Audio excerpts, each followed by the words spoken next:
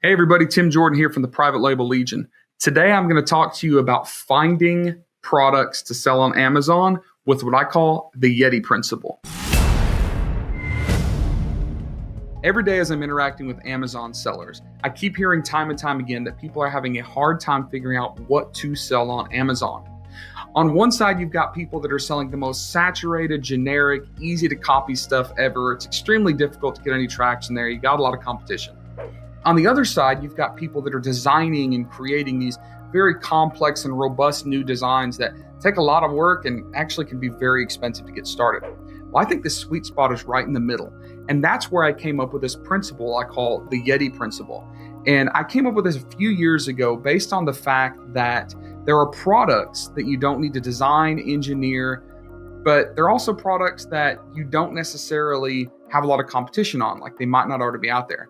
So the Yeti principle comes from the Yeti Cup, and you guys have seen this before, YETI. It's one of the most common stainless steel tumblers out there. And in 2016, they hit the market in Q4 and went nuts. People couldn't keep these things in stock. Everybody wanted them. This tumbler right here was selling for like $60 in brick and mortar stores and online. Nobody could keep them in stock. And guess what? They cost less than $1 to produce. So here's the story of how this Yeti tumbler came to be. The guys from Yeti, right? It's a Texas-based cooler company. They created these amazing, awesome coolers that keep ice for like 27 years or some ridiculous number. And they had gone to China to start outsourcing these rubber latches that go on the coolers. And in their downtime, they're hitting some markets like I like to do in China. And they end up seeing what they described as a stainless steel Tervis tumbler. All right, let me show you what a Tervis tumbler is. We'll go over here to Google Images and show you. They're extremely basic acrylic double-walled cups. They've got a void in the middle between the interior core and the outside shell. They protect your hands from getting burned with hot coffee, or they keep them from sweating if the drink is cold inside. And they're pretty effective. These things have been around for probably 20 years. They've got two sizes, like a 20 ounce and a 30 ounce, very, very common, but they're not exceptionally strong and they can get cracked if they get dropped. So what happened with the Yeti tumbler was somebody took the basic Tervis tumbler design and said, let's make this thing out of stainless steel. These things have been in production in China for 15, 18 years, some ridiculously long number. And they were originally put into production by a camping and outdoor sports guy in Australia, right? And he was selling these in a couple of his camping goods stores and hunting goods stores, and they sold pretty well. But the manufacturer wanted to sell more. It wasn't patentable. It wasn't protected. It wasn't like IP restricted. So the manufacturer in China literally took these to a wholesale market, put them on a bottom shelf somewhere and thought maybe someone will find these. The Yeti guys came along many years later, found them, and the rest is history. 2016, they sold millions and millions and millions of dollars, these things. Here's the thing. This very successful cup, they didn't design it. They didn't patent it. They didn't engineer it. They didn't draw it up. They didn't conceptualize it. They just found it. And what's really cool about that is since they were first to market, they still dominate it. So I can go to Walmart and buy the Ozark Trail brand, which I think it cost me $7 at Walmart.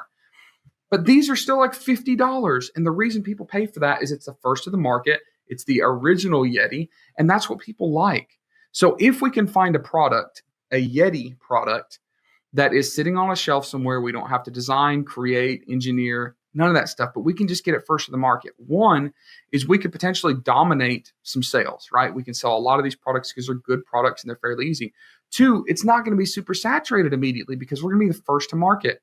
What's cool about a lot of these products that aren't on Amazon is when I first launched it on Amazon, nobody's going to pick it up with tracking software. No one's going to see this as a really good, valid product because there's not enough sales volume. There's not a lot of other people selling them. So I can fly under the radar for a long time.